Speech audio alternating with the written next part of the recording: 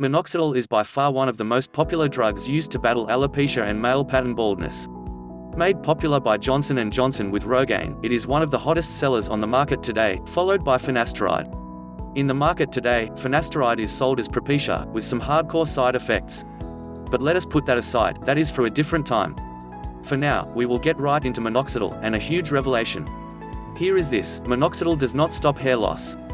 Minoxidil just stimulates some hair growth by dilating blood vessels.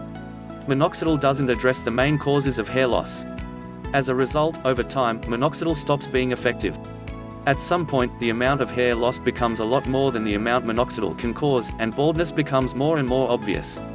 To go into more detail than we did in this article, here's how both frontal hairline baldness, receding hairlines, and vertex hair loss on the crown of the head, such as a growing bald spot, work.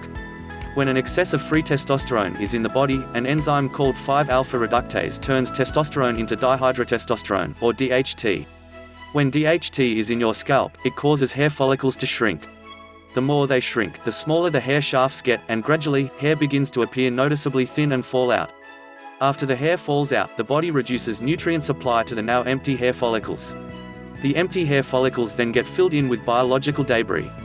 Minoxidil was originally created as a blood pressure medication.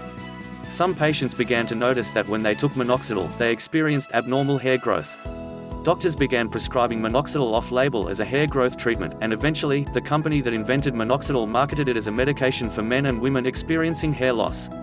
To summarize, by causing blood vessel dilation, minoxidil temporarily works by addressing one of the problems behind male pattern baldness.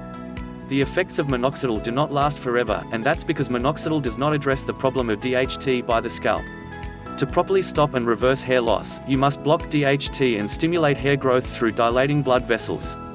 The best way to stop both frontal hair loss and vertex balding is by using products that address all three causes: DHT, lack of nutrient supply, and blocked hair follicles.